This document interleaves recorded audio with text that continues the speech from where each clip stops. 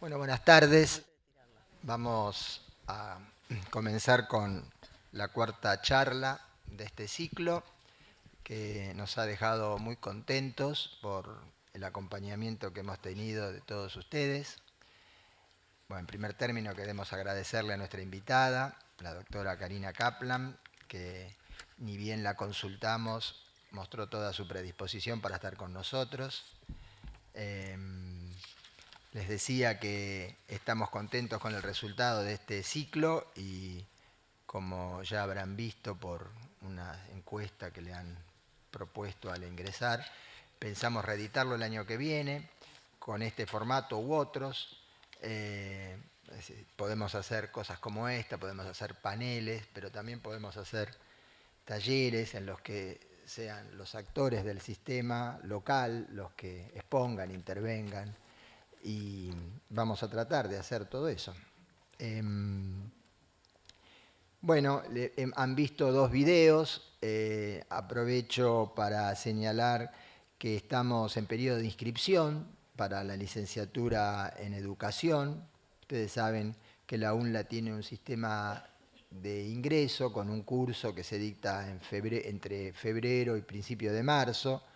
Les pedimos que nos ayuden a difundir la inscripción a la licenciatura.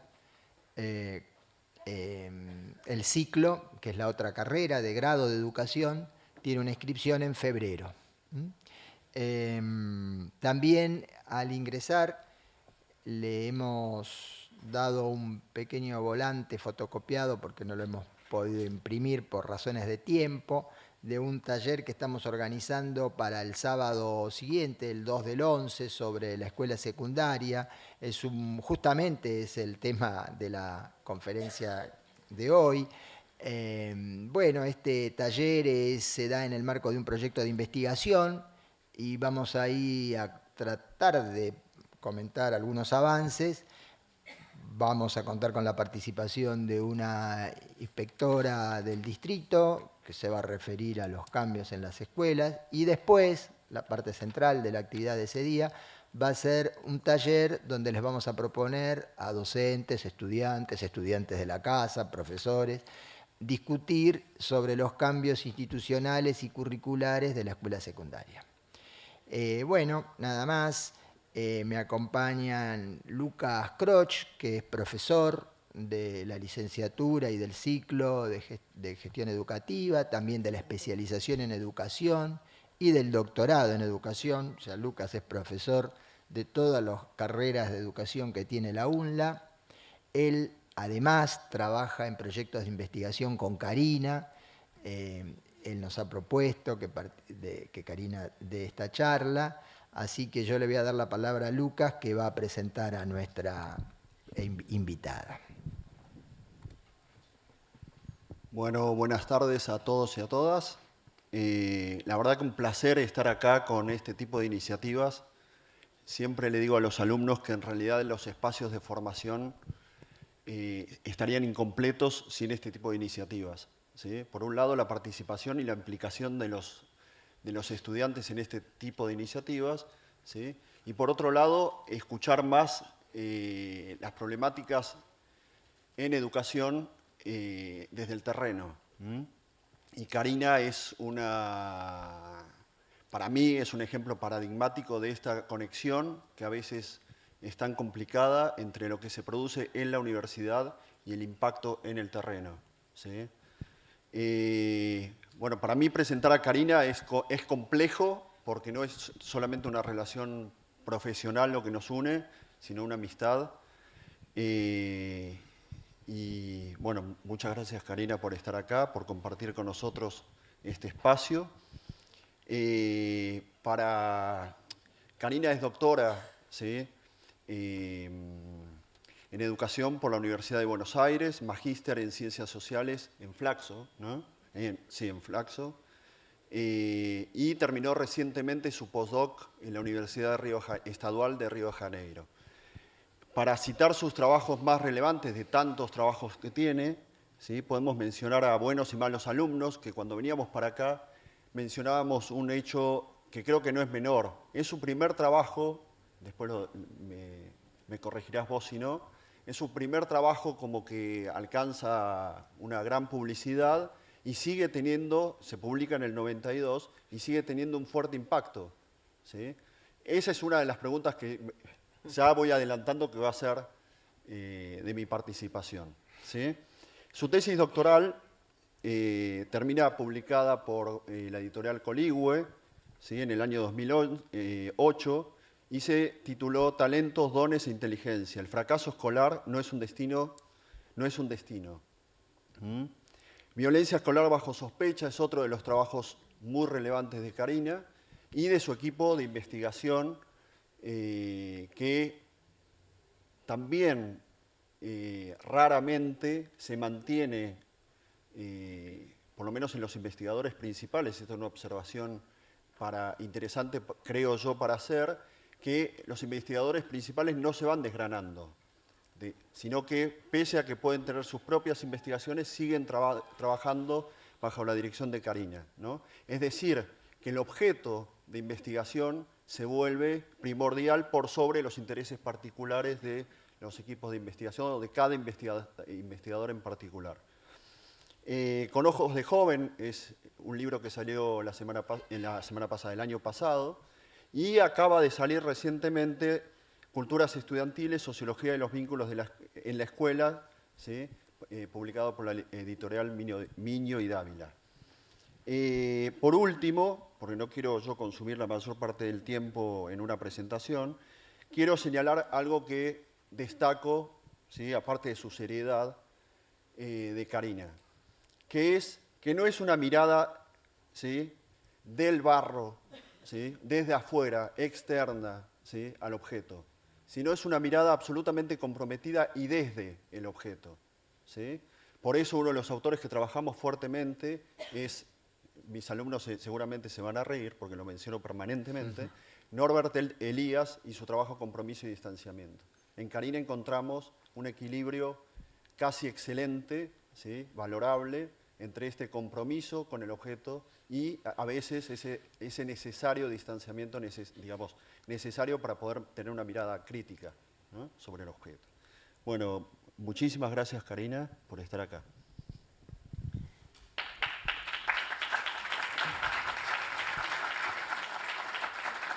¿Qué tal? Buenas tardes, ya casi buenas noches. Un viernes a la noche estar acá es por un lado un privilegio y por otro lado un esfuerzo de todos nosotros, así que como decimos le vamos a poner onda. Bueno, agradecer muchísimo a la Universidad Nacional de Lanús, es la primera vez que estoy aquí. Conocí junto a Daniel, a quien agradezco la hospitalidad. Esta hermosa, como decían en el video, Gabriela, este hermoso edificio que implica también una relación con la comunidad, ¿no? Y con la cultura y con el sistema educativo. Y bueno, a Lucas, que por supuesto siendo amigo exageró un poco, ahora hay que decir algo interesante, pero digamos, Lucas omitió decir que forma parte de casi todos los trabajos de producción colectiva como investigador principal de nuestro equipo. Así que bueno, lo que habíamos pensado como modalidad es que yo hiciera una presentación de aproximadamente media hora, 40 minutos, donde expusiera algunas ideas que me parecían interesantes, vinculando a este nombre que tiene la charla, que justamente es una charla, es decir, que está la parte nuestra, pero también está la parte de ustedes de interacción, sobre algunos componentes que a mí me parece interesante de las relaciones entre escuela, en este caso secundaria, y lazo social. Preguntarse cómo la escuela construye lazo social, cómo se fabrica sujetos a partir de la educación y la escuela secundaria y los desafíos culturales que eso implica. Y luego tendríamos, habíamos acordado un espacio interesante para que ustedes pudiesen hacer comentarios, puedan surgir nuevos interrogantes o yo pudiese ampliar alguna cuestión que les interese. Así que bueno, lo primero que quería decirles es que para mí la escuela cumple una función simbólica innegable y lo ha cumplido sobre todo en las últimas décadas en procesos de exclusión a los cuales asistimos en nuestras sociedades argentinas y latinoamericanas, por supuesto también internacionales, pero a mí me interesa hablar más en perspectiva regional y latinoamericana.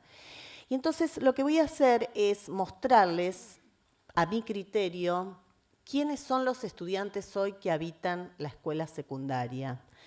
Para empezar a entender quiénes son los estudiantes hoy, en términos socioculturales, es preciso hacer un poco de memoria social, pensarlos como sujetos históricos, con memoria social, y entonces tengo que necesariamente remitirme a la década de los 90, porque la hipótesis que tengo en mis trabajos es que nosotros estamos en presencia de sujetos que han experimentado o sufrido cadenas de generaciones de exclusión. Quiere decir que la exclusión es un fenómeno que uno tiene que analizar en el largo plazo, y aun cuando estemos en momentos históricos y políticos francamente diferentes a los que hemos estado en la década de los 90, los procesos culturales son de largo alcance y de larga data. Quiere decir que les voy a ir mostrando qué es lo que ha venido pasando con los sujetos en términos socioculturales para entender un poco algunos procesos, digamos, actuales. Para eso elegí 3 metáforas que a mí me parecen relevantes, que son simplemente títulos de obras de teóricos sociales que iluminan o retratan algunas características de las sociedades contemporáneas, de las transformaciones estructurales a las que hemos asistido en nuestras sociedades. Son teóricos sociales que, como ustedes saben, en las universidades nosotros leemos muchos autores, pero para pensar junto a los autores. No estamos aquí para repetir autores, sino para ver hasta qué punto estos autores nos permiten a nosotros develar, deconstruir, pensar, reflexionar acerca de algunos fenómenos, en nuestro caso del presente. Y entonces voy a tomar 3 metáforas, que son 3 obras de estos teóricos sociales, que a mi criterio retratan bien las relaciones entre las transformaciones estructurales de nuestras sociedades y la constitución de subjetividad, es decir, cómo ha impactado los cambios, las transformaciones de nuestras sociedades en quiénes somos nosotros como sujetos, para luego hacer algunas consideraciones respecto de particularmente los sujetos estudiantes, que son los que a mí más me ocupan en las investigaciones. Históricamente trabajé sobre los docentes, pero trabajar sobre los estudiantes es una manera también de trabajar acerca de la función docente. La primera metáfora es la de la corrosión del carácter. Seguramente ustedes habrán leído el texto de Richard Sennett, un teórico social contemporáneo bien potente, que lo que hace es decirnos que en las sociedades salvajes, sobre todo en la década de los 90, luego, como decíamos, de un proceso de largo alcance, lo que ha sucedido es que el trabajo, que históricamente ha sido un ordenador de la vida social en el trabajo asalariado, en el capitalismo tradicional, deja de ser el trabajo un ordenador o un organizador de la vida de la gente, tanto en términos individuales como familiares. Cuando, digamos, uno hablaba del trabajo estable, asalariado, por supuesto que como toda forma de capitalismo es injusto y desigual, pero al menos la gente podía, dice Richard Sennett, constituir una identidad a partir de su trabajo. En el capitalismo asalariado tradicional, la gente que tiene trabajo estable, cuando vos le preguntabas de qué trabajás, era lo mismo que de preguntarle quién sos, porque el trabajo constituía la identidad del otro. Quiere decir que la gente podía decir quién era, es decir, podía constituir una identidad profunda, lo que Richard Sennett dice un carácter, una identidad profunda, un relato acerca de sí mismo, biográfico, a partir de ese ordenador que era el trabajo. Lo que dice Richard Sennett es que el capitalismo flexible, sobre todo en la década de los 90, lo que hace es romper con estas trayectorias que se construían a partir de la fabricación de una carrera social. La gente entraba a un trabajo, cobraba poco, pero sabía que tenía como ciertos peldaños para ir como creciendo, y la estabilidad era un valor. Entonces dice Richard Sennett, sobre todo los jóvenes en la década de los 90, que el capitalismo salvaje les había prometido que la flexibilización iba a permitir desplegar mayores niveles de productividad individual y creatividad. Lejos de eso, dejó en el desempleo y la precarización y la flexibilización a un conjunto de ciudadanos y sobre todo jóvenes.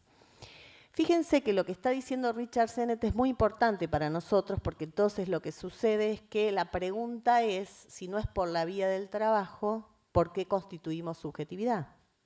Si no es por la vía de ese ordenador y organizador de la vida social, ¿cómo es que los sujetos constituimos una relación con el mundo social, una relación de filiación con el mundo social? Porque precisamente el trabajo era un ordenador cultural cotidiano. A veces me pregunto, en esta década de los 90, en estos procesos de exclusión, por ejemplo, ¿cuántos despertadores han sonado en los hogares para que los padres vayan a trabajar? La idea de que suena un despertador y es un ordenador temporal de la vida familiar, carecen estas familias de ese ordenador. Y el único despertador que sonó en los últimos años en muchas casas fue para ir a la escuela. Ahí uno tiene, digamos, la profundidad que tiene la escuela en contextos de exclusión.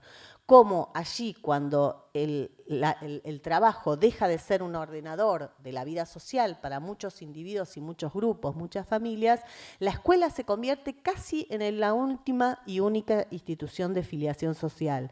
Inclusive se habla en este momento de procesos de desafiliación social. Quiere decir que hay individuos que no tienen ningún filo, ningún hilo que los hilvane a lo social. Es decir, que estamos ya pensando en la década de los 90 que hay individuos que no tienen trabajo y que probablemente nunca lo tendrán.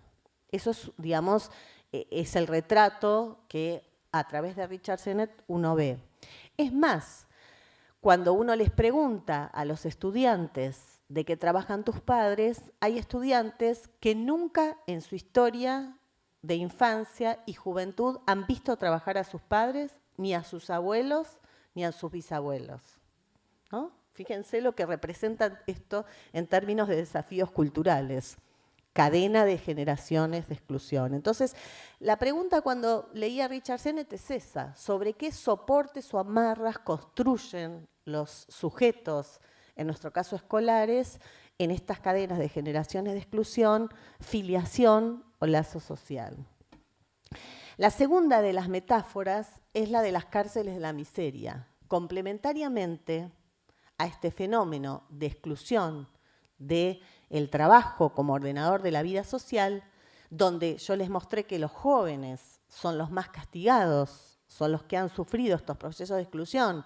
Por eso no es de extrañarse, por ejemplo, que a un joven ya sepa, muchos de los que están acá me van a poder decir, que no va a tener casi nunca un trabajo estable. No están pensando la estabilidad como un valor.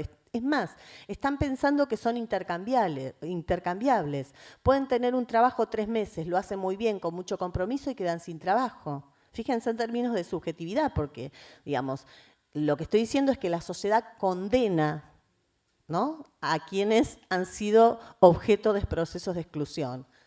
No quieren trabajar, son vagos, ¿no? Yo estoy mostrándoles cómo hay ciertos valores de época que tienen que ver con estas transformaciones estructurales. Y entonces, como decíamos, en la segunda metáfora que retrata las transformaciones sociales, estructurales y la fabricación o las consecuencias personales de estas transformaciones, es la de las cárceles de la miseria. En las cárceles de la miseria, Louis Waquan, también un teórico social muy potente a mi criterio, lo que dice es que en la década de los 90 lo que se está disputando son por lo menos 2 modelos de Estado. Un modelo de Estado social que proteja a los sujetos o un modelo de Estado represivo y punitivo. Los Estados Unidos y en Europa, digamos, está habiendo, dice Louis Waquan, un proceso similar de criminalización de la miseria. Es decir, en lugar de que el Estado atienda a los sectores empobrecidos que se han quedado por fuera de los circuitos de trabajo, lo que hay es un proceso de criminalización de la miseria y de desprotección. Y los jóvenes vuelven a ser protagonistas de los procesos de criminalización, porque no es casual que en ese momento las cárceles de Estados Unidos se pueblen con jóvenes pobres negros. Quiere decir que hay un rastrillaje sistemático policial por parte de las fuerzas policiales respecto de los jóvenes, y entonces empieza a ver lo que Luis Bacuán denomina una sensatez penal, es decir, un sentido común penalizante y punitivo respecto de los jóvenes. En lugar de proteger a los jóvenes, los estados empiezan a mandar el mensaje y el contenido de que hay que protegerse de los jóvenes, que en realidad el mal de la sociedad, el peligro y la amenaza de nuestras sociedades son los jóvenes. Y que entonces, para combatir la inseguridad, hay que combatir la miseria y hay que combatir a los jóvenes de sectores populares. Este proceso de criminalización de la miseria tiene un correlato muy claro para nosotros en el discurso y las imágenes de los medios de comunicación. Si uno lee, digamos, los medios de comunicación en la década de los 90 y los lee hoy, los medios hegemónicos de comunicación, claramente visualizan una imagen de los jóvenes como amenazantes, los males de la inseguridad.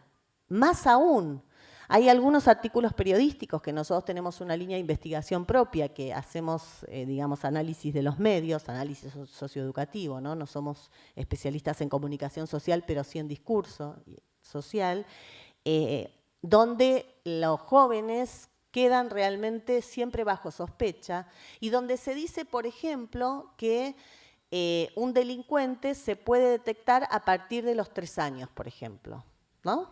Entonces, ahí empieza a haber toda una batería de producción acerca de la judicialización de la infancia y de la juventud, y entonces, digamos, aparecen estas imágenes acerca de los futuros delincuentes que se pueden captar desde el jardín infantil.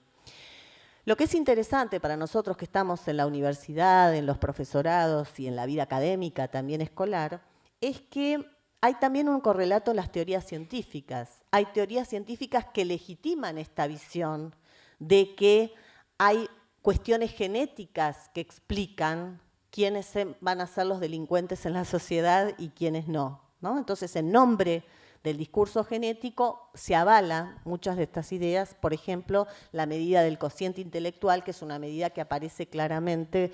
Luis Bacuán dice cómo hay un correlato de medidas científicas, entre comillas, pseudocientíficas, diríamos nosotros, ideológicas, que avalan estas ideas, porque Luis Bacuán dice que el cociente intelectual sirve para explicar quién ingresa a la universidad, quién ingresa a la escuela secundaria, quién queda desocupado, ¿ven? Parece que en la sociedad, para estas perspectivas, todos nosotros ocupamos un lugar que nos merecemos según nuestra naturaleza. Es decir, que se explica por vía de la autorresponsabilidad muchos de estos elementos. Yo quería mostrarles cómo es este proceso de criminalización en un filósofo ideólogo contemporáneo que para mí es el que mejor lo retrata, que es Feynman, ¿no? Feynman es para nosotros el ejemplo más claro de este proceso de criminalización de la juventud, sobre todo de los jóvenes de escuela secundaria. Así que vamos a ver 2 videitos para mostrar cómo opera este discurso que yo estaba diciendo. Bueno, tenemos para un curso solo, ¿no? Se puede dar una cátedra con Feynman entera para hacer, digamos, Bueno, ven, este es el proceso de criminalización, claramente, porque, digamos, este deslizamiento de sentidos donde los estudiantes participan y reclaman, ¿no?, con protestas, es decir, son actores políticos, Feynman los llama delincuentes. Es decir, el proceso de criminalización es ver todo este movimiento juvenil que efectivamente, como dicen ellos, es el que ha producido las grandes transformaciones en nuestras sociedades. Cuando uno recorre las transformaciones de la participación estudiantil, sobre todo en el nivel secundario, boleto escolar, la noche de los lápices, ven que son todos actores de escuelas secundarias. ¿Qué hubiese sido de nuestra sociedad si esos estudiantes no hubiesen? Y lo estoy diciendo acá porque uno de los organizadores principales de esta charla es justamente el Centro de Estudiantes. Entonces me parecía interesante ver cómo la muerte joven ha sido una característica de la historia de nuestras sociedades. Y sin embargo, la sociedad hace un proceso de criminalización y el Estado punitivo los reprime, ¿ven? Entonces, y, digamos, en los procesos de exclusión, los jóvenes han sido los más castigados en términos de exclusión de los procesos de trabajo. Entonces, la tercera metáfora que me parece que también retrata otra de las transformaciones importantes que por lo menos yo quería compartir con ustedes de las sociedades contemporáneas y que tiene, digamos, esta impronta fuerte, o esta marca en los procesos de subjetividad, es la última obra de Pierre Bourdieu y su equipo, que es La miseria del mundo. Ustedes saben que Bourdieu, en La miseria del mundo, lo que hace es recoger testimonios de jóvenes, desempleados, de gente del movimiento de parados, de la huelga francesa de la década de los 90, que han quedado por fuera de estos circuitos de trabajo. Y lo que es interesante, a lo que Pierre Bourdieu denomina los actores o instituciones de la mano izquierda del Estado. Es decir, Bourdieu dice que va a trabajar o a tomar testimonio o a reconstruir historias de vida de todos aquellos actores y agentes que han quedado en un lugar difícil en la sociedad, que han tenido algo y lo han perdido. Y es importante, por ejemplo, cómo analiza los complejos habitacionales en Francia, porque pasa mucha gente que, digamos, tenía una vivienda en ciertos sectores de clase media urbana, en los procesos de exclusión de la década de los 90 tiene que irse a vivir a zonas marginales. Y ahí empieza precisamente, ven, no son los despojados de los despojados, son aquellos que están en lugares difíciles, no solo en lugares espaciales difíciles, sino también en lugares simbólicos difíciles. Aquellos que, por ejemplo, tienen un capital cultural elevado, es decir, un título escolar, que han terminado la secundaria, que inclusive han accedido a la universidad y tienen que después convivir con lo que nosotros denominaríamos pobres estructurales o con aquellos sujetos que históricamente estaban separados o eran los otros, ¿no? ¿Qué pasa con esos individuos en la década de los 90? Porque los que están aquí, que son más de mi generación, sabrán que la exclusión nos ha afectado a todos, por supuesto que como país, pero ¿quién de nosotros no ha tenido un desocupado en la familia o no ha tenido que cubrir muchos de los procesos, ¿no? de supervivencia familiar en esta década de los 90. Entonces, lo que hace Bourdieu es tomar testimonios de los actores o agentes de la mano izquierda del Estado, y a mí lo que me llamó la atención particularmente y sobre lo que me detuve es cuando toma testimonios a directores de escuela, estudiantes de educación superior. Es decir, lo que está diciendo Bourdieu hacia el final de los 90 es que los maestros, los profesores, los directores, los estudiantes forman parte de la mano izquierda del Estado, es decir, han reconfigurado su identidad sociocultural, son, digamos, parte del sufrimiento social, y respecto de los directores y de los docentes se da una particularidad, que ellos mismos empiezan a formar parte de las filas de los precarizados, de las filas de los que han reconfigurado la identidad sociocultural, de las filas del sufrimiento social, pero a su vez tienen que acompañar y paliar el sufrimiento social de los alumnos. Por eso, cuando uno retrata a los estudiantes, a los directores, y les pide testimonios durante la década de los 90, principios del 2000 en nuestro país, claramente uno observa una angustia. ¿Por qué? Porque a la vez que están sufriendo procesos de exclusión, tienen que lidiar con el sufrimiento cotidiano, ¿no? Y con el sufrimiento social cotidiano, y no están preparados para esa tarea, dicen los maestros. Empieza a aparecer entonces este discurso legítimo de que no solo no tienen los saberes alistados para paliar el sufrimiento social, porque, por ejemplo, aquí hay carreras de trabajo social, de enfermería, uno se forma no solamente en ciertos saberes académicos, profesionales, sino también en disposiciones subjetivas para el trabajo con la angustia social. No es fácil trabajar con los sectores de exclusión social. No es fácil, desde el punto de vista de la subjetividad individual y colectiva, para un maestro lidiar con el sufrimiento cotidiano de los niños y de sus familias. Aún más sufriendo en la década de los 90, sobre todo, este proceso de pauperización de su propio trabajo, ¿no? Y del lugar de la simbólico que ocupan en la sociedad. Entonces, cuando uno lee los testimonios de los actores y las manos de izquierda del Estado, lo que se da cuenta es que los maestros han sido los únicos y últimos bastiones de lo público en la década de los 90. Son, como les decía antes, uno de los pocos actores e instituciones que han logrado procesos de filiación y de construcción de lazo social de esos individuos que, digamos, forman parte de lo que Bourdieu denomina en la mano izquierda del Estado los deshechos de las sociedades neoliberales, ¿no? Es decir, lo que tienen que hacer los maestros es volver a dotar a estos individuos y recuperar y legitimar ese origen social.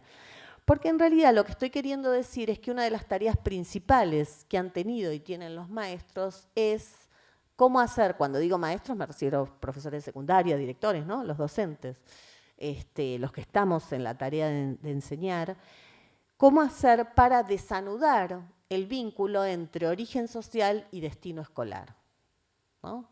Cómo hacer para que ese vínculo que parece que no se puede romper entre las condiciones de origen de los estudiantes y el destino escolar muestre que otras trayectorias educativas son posibles. Es decir, que hay una empresa educativa, una tarea de la escuela que puede ser posible y que puede ampliar entonces el horizonte de lo pensado en términos de las condiciones sociales de origen.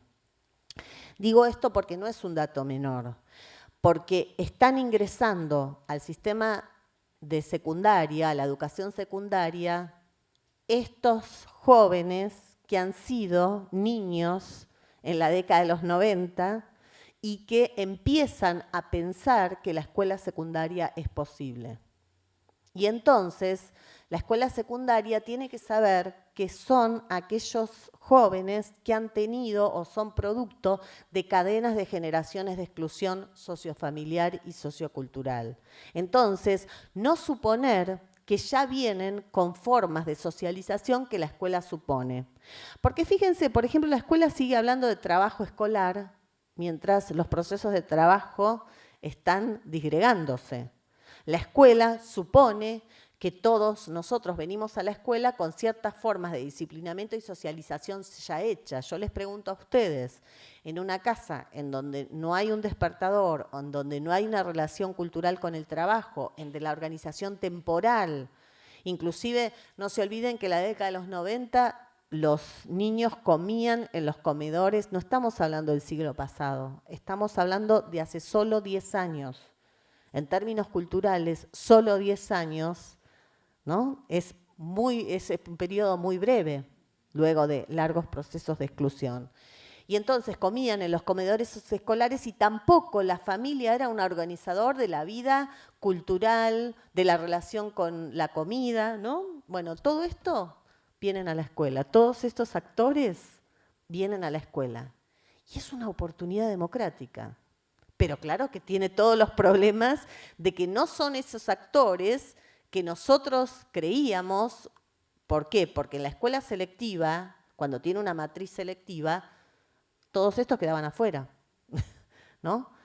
A partir de mediados del 2000, o sea, ayer, la escuela secundaria se torna obligatoria. Se torna obligatoria quiere decir que el Estado genera la obligación de que los estudiantes estén en la escuela secundaria y eso abre precisamente un horizonte de posibilidad, pero en las condiciones anteriores que yo les describí. Por eso, los que están aquí, muchos son, digamos, docentes o directores o inspectores del sistema educativo, saben bien de qué estoy hablando, de lo que implica recibir. Primero que a mí me gusta más hablar de la escuela secundaria de todos que para todos, porque para todos parece que nosotros le damos el derecho a otros, ¿no? La escuela es de los jóvenes y es de todos. La pregunta es cómo no lo fue hasta ahora. O sea, yo creo que el desafío de los que estamos hoy trabajando para el sistema de las escuelas secundarias y por supuesto la primaria, pero la primaria siempre estuvo más aceptada que es de todos. Es más, dentro de 10 años espero que nos encontremos diciendo cómo es que la universidad no era obligatoria para todos, ¿no? Porque fíjense que uno pensaba, no hasta hace mucho, que la escuela secundaria era para pocos. Y eso está bien que así sea. ¿Por qué? Porque algunos sostenían que, digamos, van a la universidad sobre unos pocos, ¿no? Los que pueden justamente venir en condiciones de su origen para ir a la universidad.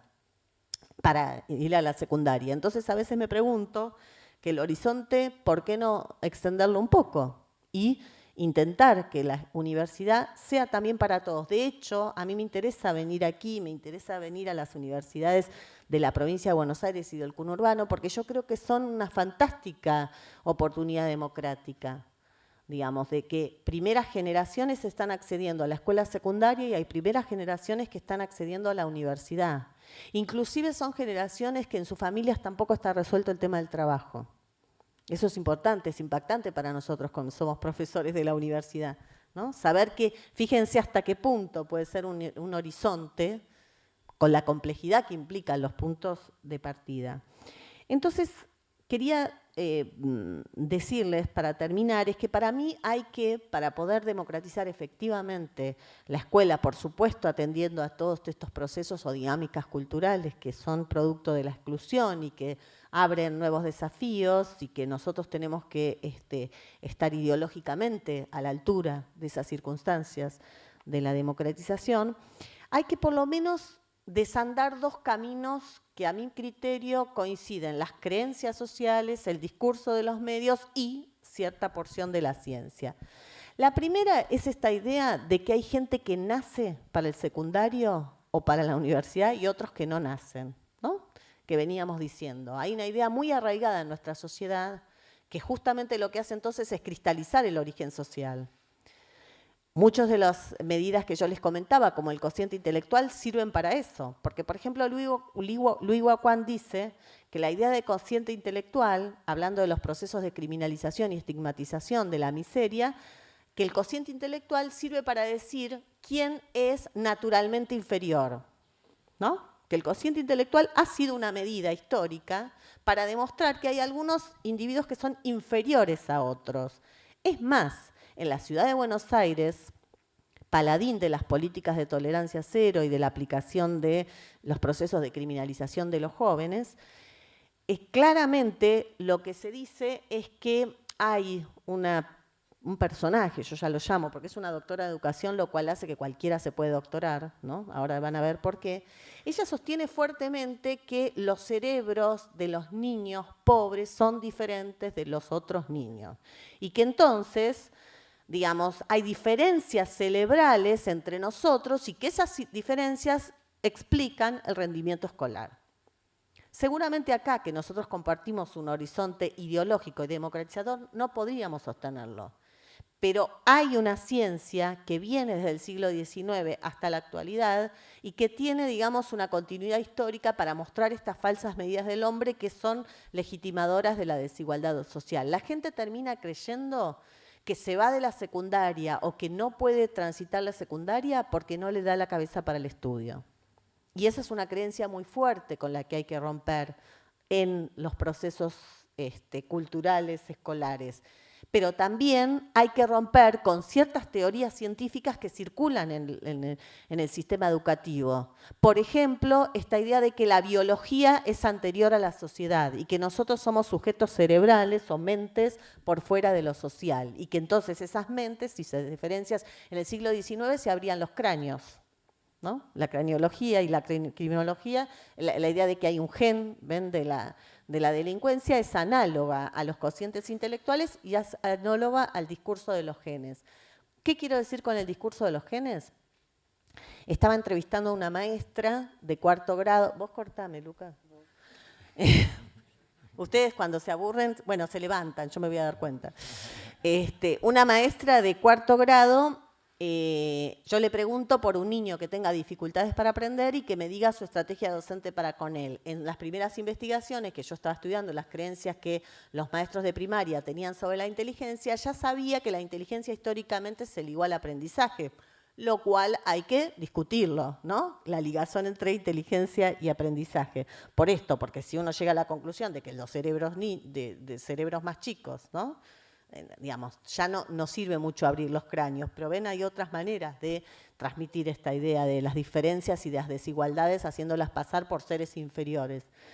Entonces, me decía que, bueno, que este chico de 4º grado le iba bárbaro en la escuela y que un día tiene un bloqueo emocional.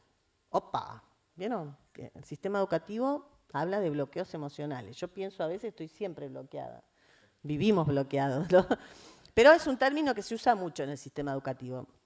Entonces, la manda a la mamá a hacerle un electroencefalograma, ¿no? Porque, bueno, para descartar la hipótesis 1 del fracaso escolar de que algo le funciona mal neurológicamente, ¿no? Vuelve, me cuenta la maestra, la mamá con el electroencefalograma y me dice, no tiene nada en la cabeza. Entonces, bueno, pensaba yo, algo debía tener, pero bueno, no tiene nada que explique. Pero bueno, los que están acá me entienden. Yo los quiero a los maestros, por eso tengo la libertad de hablarles así. Y además los aprendí a conocer. Y entonces, bueno, no tiene nada en el cerebro, y entonces, bueno, la hipótesis 1 tradicional del fracaso escolar no le funcionaba a la maestra, ¿no? Es decir, el pibe neurológicamente va bien, tiene el cerebro bien. Entonces me dice, y además la mamá se ocupa mucho del chico, le forra 2 veces los cuadernos. Se ríen los que son del sistema educativo. Es un indicador importantísimo, forre mucho los cuadernos de sus niños porque eso da una fuerte atención del hogar, ¿no? O sea, porque fíjense, los cuadernos cuando ya llegan al segundo o tercer mes están todos rotos. No, no, no. Si ustedes ven cuadernos bien forrados, hay que mostrarle a la maestra que las familias se ocupan. Bueno, no les funcionaba entonces la segunda hipótesis, que es desatención del hogar, ¿ven? O tiene algo en la cabeza, algo malo, o no, la familia no lo atiende. Esas son las 2 hipótesis de fracaso escolar más clásicas. Ahora, esta maestra me dice, cuando la estoy entrevistando, ahora que lo estoy conversando con vos, me doy cuenta que este chico es adoptado. Entonces, habría que buscar en los genes de la familia original dónde está el problema. Este no es un pensamiento de esta maestra, esto es un pensamiento social, ¿ven? ¿Por qué? Porque si yo les digo a ustedes, lo que natura no da, Salamanca no presta, el que nace para pito nunca llega a corneta, de tal palo tal astilla, saben de qué les hablo. Y si yo les pido a ustedes que tengan un retrato de algún alumno en su cabeza, también me lo van a describir, aun cuando estén en contra de esas creencias. Lo que estoy queriendo decir, ¿ven?, es que hay todo un proceso de naturalización, de fabricación de creencias acerca de la mirada de los estudiantes, que es anterior a la escuela, pero que la escuela tiene que revisarla. Porque no hay diferencias de cerebros entre los niños que expliquen el aprendizaje. Y si hay diferencias de la atención de los niños por parte de los padres, tiene que ver con las cadenas de exclusión. No tiene que ver con que las familias quieren o son o no esforzadas. No tienen ni siquiera, les diría, los recursos temporales, materiales, las disposiciones para poder atender a los niños del hogar. Y aun cuando lo tenga la familia, a la escuela no le va a alcanzar, porque todo es un proceso de reforzar justamente a aquellos que menos tienen. Porque lo que hacen estas creencias es cristalizar esas formas de desigualdad, es responsabilizar a los individuos de esa desigualdad. Entonces, lo que hay que romper es, por un lado, esta creencia de que como no tienen, ven, capital cultural familiar, la hipótesis de capital cultural, que es una hipótesis crítica, que lo que explica es que los procesos de exclusión y las desigualdades de origen son determinantes, pero son determinantes quiere decir hay que modificarlos. No quiere decir son determinantes y entonces explican. Explican, pero entonces hay que intervenir sobre ello. Entonces la hipótesis de capital cultural pierde su fuerza crítica cuando nosotros consideramos, como no vienen, no hablan bien, no vienen bien vestidos, no vienen limpios, ¿ven? Que son indicadores de capital cultural. No leen en su casa, los padres no los atienden, entonces le hacemos un veredicto escolar. No, lo que nos sirve la hipótesis de capital cultural, es decir, reconstruir cuáles son los recursos socioculturales y lingüísticos, es precisamente para entenderlos, no para condenarlos. Lo mismo respecto de la ideología de los dones naturales, esta idea de que se nace para el aprendizaje, se nace para la secundaria, se nace para la universidad. Entonces, para terminar, quiero mostrarles cómo hay que desanudar el vínculo entre origen social y destino escolar, entendiendo que no hay una relación directa entre pobreza y trayectoria educativa. Sí hay condicionamientos, pero lo que hay que hacer precisamente en la escuela es desanudar ese vínculo, desarticularlo, problematizarlo, intervenir sobre él, mediatizarlo.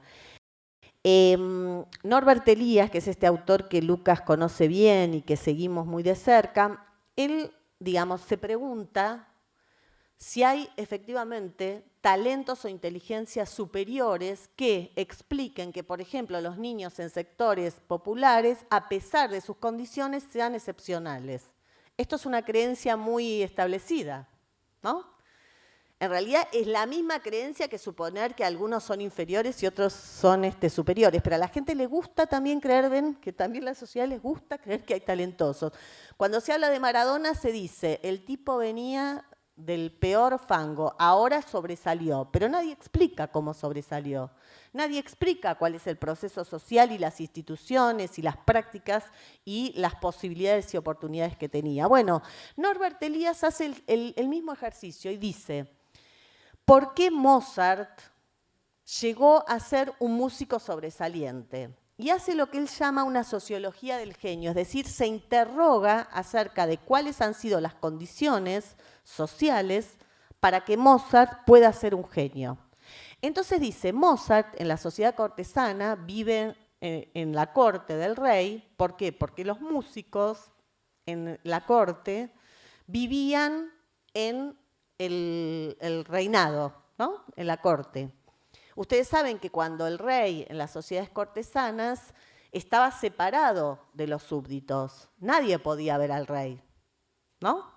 Los súbditos no podían ver al rey en las sociedades medievales cortesanas. Ahora, el padre de Mozart, como era un músico pago para divertir al rey y a la sociedad del rey, a la sociedad cortesana, vivía dentro de la corte. Entonces, él aprendió los gustos, las disposiciones, la forma de hablar, la forma de moverse y las formas musicales que le gustaba a la aristocracia cortesana, ¿no? Entonces, lo que dice Elías respecto de Mozart, que no se puede entender al individuo Mozart sin entender las particulares relaciones y oportunidades que ha tenido Mozart a lo largo de su vida. Es decir, nosotros no podemos ser explicados como individuos ni por nuestros cerebros, ni por nuestras condiciones individuales. Lo que podemos sí entonces entender cuáles son las condiciones sociales, en nuestro caso pedagógicas, que hacen posible que un individuo con recursos deficientes en términos culturales, no que él es deficiente, ¿ven? Que los recursos, es decir, las oportunidades sociales son deficientes, pueda efectivamente salir de su destino. Para eso yo les traje, ahora sí, un crítico, filósofo, no Feynman, porque hay que contrarrestarlo, que le contesta, siempre hay que contrarrestar a Feynman, que le contestaría a Feynman y que a mí me parece un crítico de nuestra sociedad respecto a estas temáticas y después intercambiamos. Bueno, gracias Karina. Abrimos una ronda, digamos, de preguntas. En cuanto a la resignificación de la escuela secundaria, yo tengo a mi hermana trabajando en un colegio de Córdoba, en La Calera, que es una zona periférica. Sí. Y es un colegio nuevo, muy moderno y tomó como una significación muy mala para todos los alumnos que van ahí, digamos, porque los profesores no lo toman como una propuesta justamente democrática y de acceso de esa zona, sino todo lo contrario, como una escuela, digamos, común, normal, a la que asisten jóvenes comunes y normales. Y cuando se encuentran con estos nuevos actores, justamente no se ponen en ese lugar y no quieren romper con esta estigmatización. Paralelo a esto se hizo lo que se llama el CAC, que es un centro de actividades juveniles, que se desarrolla los sábados y otros días. Hay una coordinación y es un equipo que está formado por trabajadores sociales y también expertos en educación, en salud. Y se hizo una encuesta para ver las actividades que la población de la zona quería, como es lo que más le interesaba a los chicos de la zona y los del colegio. Está dirigida a los chicos del colegio y a los de afuera. Entonces, por este mecanismo, por actividades de fútbol, de arte, se le empezó a dar usar el espacio de la escuela, pero de otra forma. Entonces, los chicos van ahí, pero van a algo que les gusta. Entonces, los alumnos que antes lo veían, rompían ese colegio, le tiran piedras, lo empiezan a ver como un espacio que les da instrumentos, un espacio que le da unas pelotas que los lleva a campeonatos. Entonces, esta nueva resignificación hizo que muchos chicos que igual dejaron el colegio sigan asistiendo ahí. Entonces, cuando los otros profesores ven esto, y mismo la directora, lo más extraño es que lo cuartan.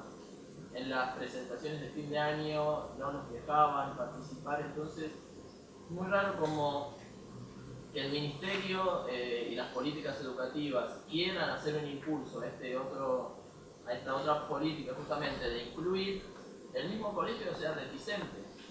Entonces se chocan el sistema educativo y las políticas educativas de inclusión. Igualmente sigue y es súper beneficioso porque no hay nada mejor que un joven diciéndole a otro que está buenísimo y que vaya un sábado a la mañana ahí y que lo disfrute. Pero también como, a pesar de que hay gente que busca romper esta determinación cultural, como hay otra que no, y estamos en ese momento del medio, que es bastante fuerte. Sí, yo creo que las escuelas disputan sentidos.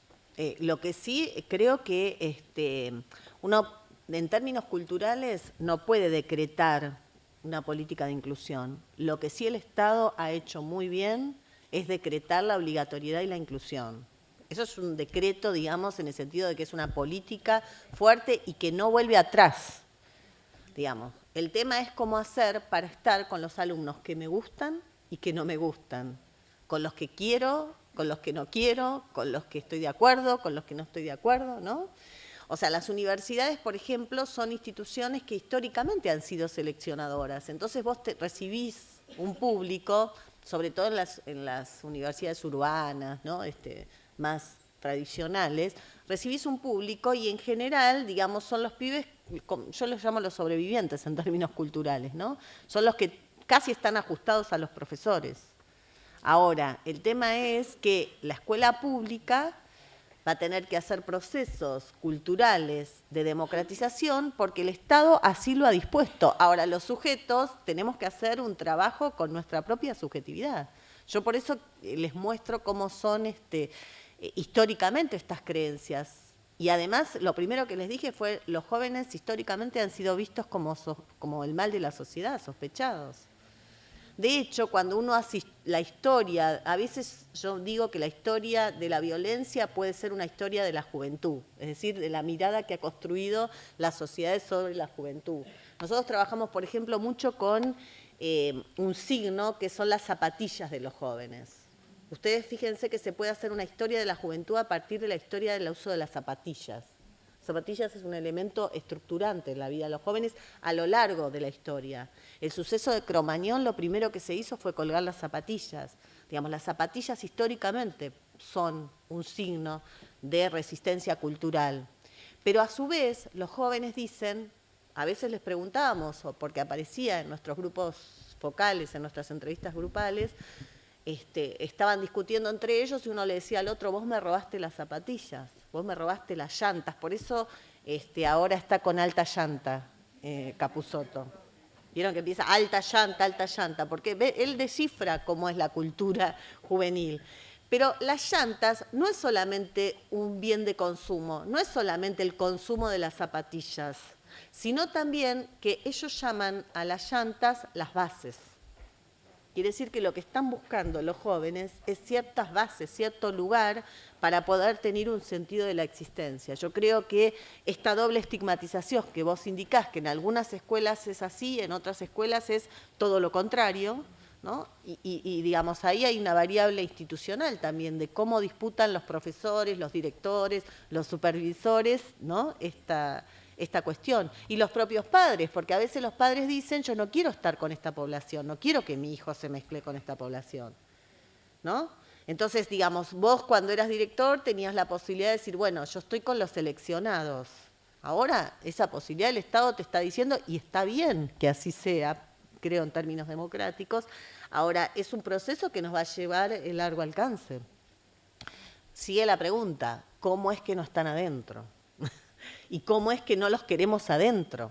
Porque, digamos, trabajar con un público seleccionado para todos nosotros es mejor. Si en las aulas universitarias estuvieran solamente los estudiantes que tienen las formas de hablar que nosotros queremos, que tienen lecturas previas, que tienen la manera de moverse, que tienen inclusive recursos para venir. Yo creo que estas políticas lo que han hecho es igualar mucho de las condiciones materiales y eso no es poco. Hay que defender las becas escolares, hay que defender todos los instrumentos de igualación, que haya un comedor universitario y un comedor en las escuelas secundarias donde los pibes puedan comer. No se olviden que hay algunos hogares en donde todavía es la única comida la que se da en la escuela, ¿no?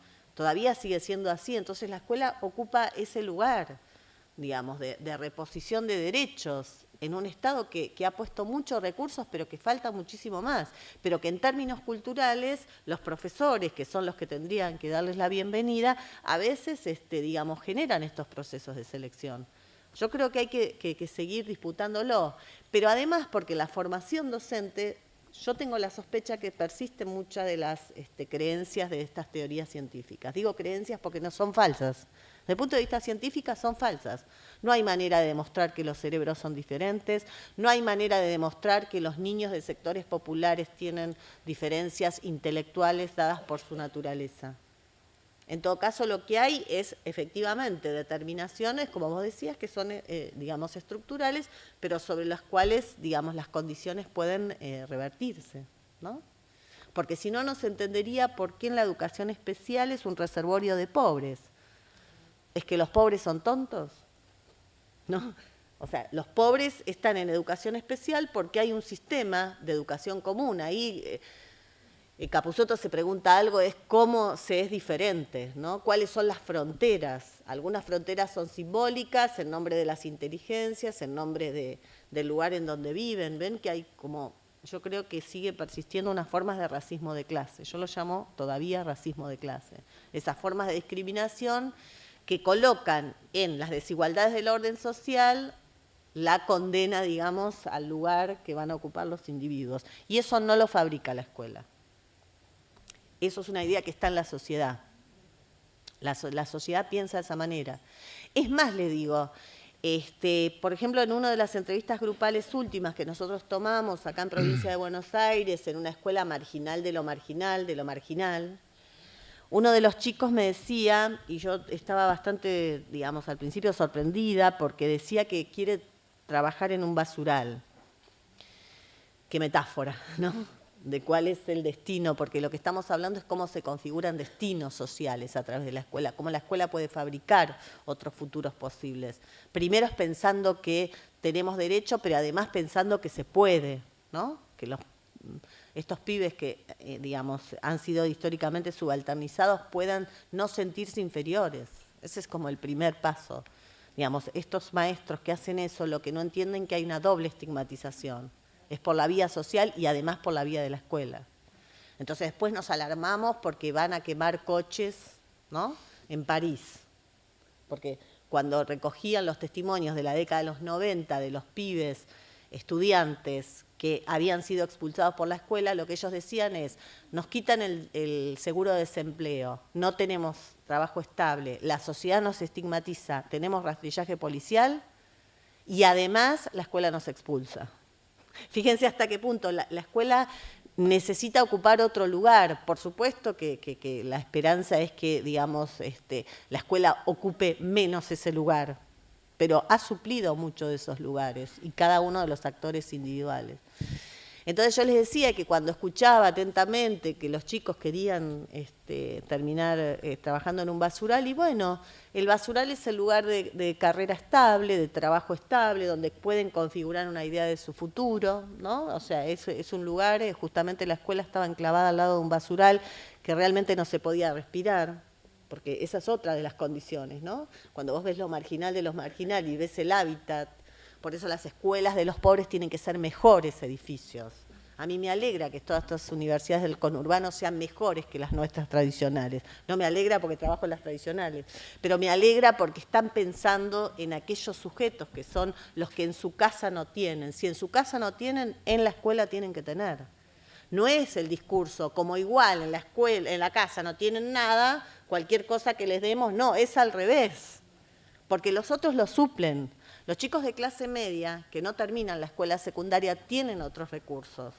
Para los pibes de sectores populares no hay casi otros recursos en la sociedad, no los ha habido y ahora, digamos, aún con todas estas políticas hay pibes que la pasan mal, ¿no? La pasan tan mal que también uno de los chicos, uno de los estudiantes me decía que su miedo era que cuando pasa la frontera de la escuela, porque la escuela es un lugar todavía, digamos, que bajo ciertas condiciones puede cobijar a los alumnos, digamos. Yo creo que hay algunas escuelas que lo hacen bien, que bajo ciertas condiciones se puede lograr, digamos, otras prácticas y otras experiencias subjetivas de los jóvenes. Pero este chico nos relataba que cuando él cruza la frontera de la escuela, tiene miedo que lo maten. Es muy cruel para muchos maestros. Yo estuve dando una capacitación en el gremio docente de la ciudad, con fuerte impronta en políticas de infancia y juventud, y bueno, un maestro relataba que un chico en la secundaria había estado, además de ser profesor, es tutor, ¿no? Que es una experiencia interesante ser tutor de un grupo de escuela secundaria. Entonces estaba con un chico judicializado que venía, digamos, a su escuela y que habían estado hablando en la tutoría, ¿no? Colectiva, grupal, sobre la dinámica del grupo, sobre lo que van a hacer en el futuro. Cuando el pibe sale a la calle, la policía le pega 3 tiros en la espalda. Entonces uno se pregunta, bueno, ¿cómo aguanta este maestro? Digamos, ¿cómo resignifica la función que tiene? Bueno, digamos, además de la angustia que eso provoca en términos, claro, subjetivos, emocionales, lo que hay que explicarle al maestro que este pibe antes de morir tuvo escuela, tuvo una palabra del maestro, ¿no? Porque efectivamente un chico que está judicializado, les digo que la escuela es la única, pero claro, la única institución posible, digamos, de resguardo de estos pibes. Entonces la escuela cumple, como verán, muchas de las funciones, ni siquiera a veces lo sabe la escuela, que cumple todas estas funciones. Por eso yo soy muy cuidadosa cuando trabajo. Una cosa es decir algunas cosas aquí, que nosotros revisamos algunos procesos culturales y de estigmatización, y otra cosa es decirlo fuera de aquí, en donde la sociedad les pega a los maestros. Porque la década de los 90 fue la década en donde los maestros han sido deslegitimados. Mientras estaban protegiendo a los pibes, la sociedad decía no sirven para nada. Y ahora también es así, no es casual, ¿no? Que por supuesto que hay mucho trabajo para hacer dentro, digamos, de la escuela. Y yo creo que nos debemos mucho trabajo en las universidades, porque estas teorías científicas que yo les digo que legitiman no vienen de las creencias sociales, vienen de las teorías científicas. Quiere decir que la ciencia tampoco es ingenua y también es ideológica. Nosotros construimos un modo de relación y de explicación de estos procesos, ¿no?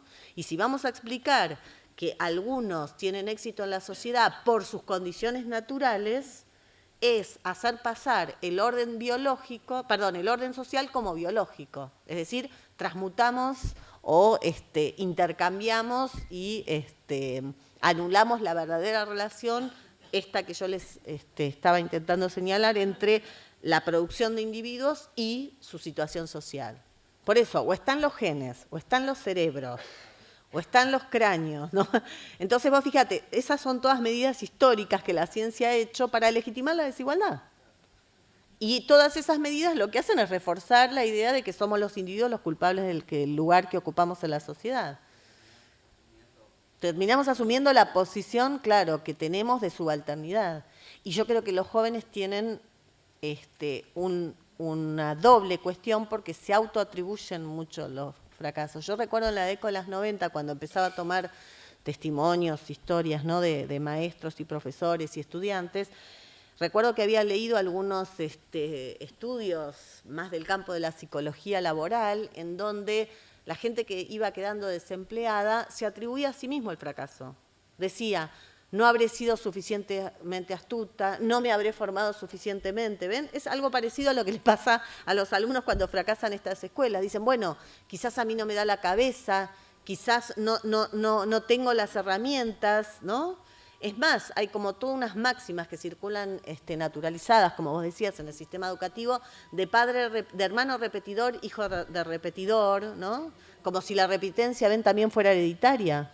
Casi todo es hereditario para nuestra sociedad, porque lo que hay que explicar justamente cuál es la estructura de oportunidades. Si vos cambiás la estructura de oportunidades, ¿qué es lo que está pasando con muchas de las políticas, ¿no? Que los pibes dicen, bueno, por fin pude. La pregunta es, ¿podías antes? Lo que pasa es que la sociedad te ponía todas las barreras. Claro, en vez de explicar que fulanito de tal es hermano de tal y tiene las probabilidades de repetir porque los padres son analfabetos, porque no tienen beca, porque viven en lugar precario. Miren, yo por ejemplo para estos temas, como soy un poco teleadicta, todo lo hago en nombre de la ciencia, ¿no? Veo la tele y me escudo bajo esta impronta socioeducativa y cultural. Yo creo que hay que levantarse a la mañana y escucharlo a Mauro Viale. Y terminar el domingo a la noche con Chiche Hellblum. Si uno hace eso, yo lo hago y con mucho gusto, porque entonces lo hago en nombre de, digamos, investigación. Claro, de dilucidar todas estas creencias sociales. Pero, por ejemplo, el otro día lo enganché a Mauro Viale a las 6 de la mañana, realmente lo sigo porque soy teleadicta, pero además porque tengo que seguirlo. El tipo dice lo siguiente, Mauro Viale, lo tienen, ¿no? Él dice, discutiendo con... Vieron que él tiene todos los criminólogos, todos los sacachorros. Él dice abogados prestigiosos, son todos sacachorros. ¿No? O sea, bueno, que además no se sabe quién es delincuente y quién es el abogado, ¿viste? Que ahí se te confunden todas las fronteras, porque tienen las mismas prácticas que... pero bueno, independientemente de eso, dice Mauro Viale que él no puede creer cómo hay gente, porque estaban discutiendo por los problemas de la vivienda, que él no puede creer cómo hay gente que viva en menos de 70 metros cuadrados, que eso es hacinamiento. Yo les confieso que me sentía una porquería porque vivo en menos, pero bueno. Que eso no se podía hacer, como que la gente entonces va a ser depravada, ¿viste? Va a ser peligrosa, porque si vive... Entonces yo decía... Esto es el discurso que finalmente ven que va en consonancia con muchas de las creencias sociales, que son las que yo estudio, digamos, en los maestros, pero que son creencias sociales anteriores a la escuela. Lo que pasa que entonces esas condiciones de injusticia se colocan en una condición, digamos, de deficiencia del alumno y de su familia. Entonces ahí explicas un montón de cosas. Lo que decís es... viene de un hogar no constituido, como si la gente de clase media y que mide más de 70 metros cuadrados haya constituido algún hogar, ¿no? Digamos, estamos en una sociedad que ya ven la idea de hogares constituidos, o sea, los hogares han sido, la idea de familia, esta familia ideal, se ha desmantelado de nuestra sociedad. Pero a los sectores populares les seguimos exigiendo cierto modelo ideal de familia que nunca tuvieron, además, ¿no? Digamos, me parece que es eso. Entonces hay una cadena como de asociaciones que tienen que ver con asociar pobreza con deficiencia o con carencia. En vez de decir hay condiciones que hacen lo pones en el individuo, en su familia. Y eso no logra desanudar el vínculo entre origen y... Claro, hay que pensarnos como sujetos culturales. Por lo tanto, en nuestra formación, eso tiene que ser objeto de reflexión y de conocimiento. Porque las teorías pedagógicas tienen mucho para decir de los procesos culturales que suceden en la escuela y pensarnos a nosotros como sujetos individuales y colectivos. Por eso es tan importante, digamos, el lugar del director, el lugar del supervisor, ¿no? Es aquel que habilita finalmente que estos procesos culturales. Ahora, yo, por ejemplo, no le tengo ningún miedo a que aparezcan estas disputas entre los... Miren, en todas las dinámicas sociales hay fuerzas conservadoras y hay fuerzas subversivas, ¿no? Hay fuerzas del orden y fuerzas del cambio. Y eso inclusive está dentro de nosotros mismos. Nosotros mismos, para ciertas cuestiones, explicamos algo. Digamos, creo que cuando uno conoce la dinámica... El tema es que desde el punto de vista de cuál es, digamos, la impronta que va a tener tu escuela, ahí hay que ponerse de acuerdo cómo son estos procesos de democratización. A mí me pasa que uno quisiera trabajar con los amigos, con los que piensan como uno, pero no, hay que justamente trabajar con los que piensan distintos, con los que, digamos, así, mostrándoles que efectivamente otras prácticas tienen otros resultados, que inclusive es más eficiente, ¿no? La práctica de uno cuando logra transformar la mirada, porque finalmente de lo que se trata es de eso, de cambiar la mirada que se ha construido históricamente sobre los estudiantes, ¿no? Yo sigo mucho un texto que, primero les voy a decir que si quieren entrar a una página web que hemos armado muy rudimentariamente, pero vieron que la gente utiliza cosas rudimentarias como si fuese muy importante. Entonces ahora vamos a tener que reformularla un poco, que que se llama www.jovenesyeducacion.com.ar, que ahí nosotros tenemos, digamos, gran parte, hay mucho para bajar sobre imágenes de los jóvenes, sobre el discurso, todo esto que estuvimos viendo.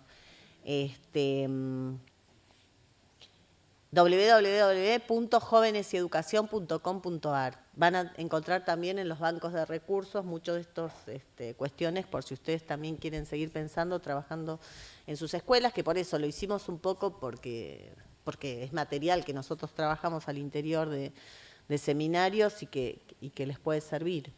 Pero me parece, entonces les decía que hay un texto que no está ahí, pero que lo bajan rápido de la web, que se llama Escuela y Subjetividad, de Álvarez Uría, que seguramente lo deben haber leído, pero para mí abre la llave de esta desarticulación entre vínculo y origen social, porque se pregunta precisamente Álvarez Uría, este sociólogo Foucaultiano, tan interesante español, se pregunta por el primer hombre, que es la obra autobiográfica de Albert Camus, o Albert Camus, ¿no? Este escritor que viene justamente de sectores populares y ha sido Premio Nobel de Literatura. Entonces, justamente se pregunta, ¿cómo hacer para explicar y dar cuenta de cómo un niño pobre ha llegado a ser premio Nobel sin caer en una explicación por vía de la ideología de los dones naturales? ¿Ven? ¿Cómo hacer para no atribuirle a su inteligencia innata, es decir, a lo que ya trae independientemente de la escuela y de la sociedad, la explicación? A mí lo que me conmueve es que cuando Álvarez Uría nos cuenta, y yo después leí El primer hombre de Albert Camus, fíjense que Albert Camus, cuando reconstruye su propia historia, su trayectoria social, dedica 2 capítulos a la escuela. Si una persona que llega a ser premio Nobel y reconstruye su propia autobiografía, ¿no? Su relato de vida, y dedica 2 capítulos a la escuela, quiere decir que la escuela ocupa un lugar central en su proceso de subjetivación. Esto quiero decir, para bien y para mal, ¿ves? O sea, entonces, que la escuela tiene una marca que es indeleble, inclusive para alguien que llega a ser premio Nobel, cuando habla acerca de sí, dedica 2 capítulos a escuela. Uno que es la escuela primaria y otra es el liceo. El liceo, fíjense cuando lo lean, que es lo que nos pasa equivalente a este proceso de democratización en la escuela secundaria. Porque al liceo francés iban muy pocos. Al liceo francés iba la élite, ¿no? De la sociedad parisina y de la sociedad francesa. Entonces, lo que muestra ahí es como un chico pobre que le estaba esperando directamente una salida laboral por supervivencia familiar. Los chicos no quieren trabajar. Los chicos trabajan por supervivencia familiar. Esta cosa de que los padres los mandan a trabajar. No es tan liviana la explicación. Digamos, los padres los mandan a trabajar por supervivencia familiar, muchas veces, la gran mayoría de las veces, diría yo. Entonces, fíjense que el liceo era un lugar para pocos. Y ahí explica bien el primer hombre de Albert Camus qué le pasó a él cuando pasa de una escuela para pobres a una escuela elitista, donde él es el diferente en términos de clase, ¿no? Y de sus disposiciones o recursos culturales, lingüísticos, modos de hablar, de vestirse, de postura.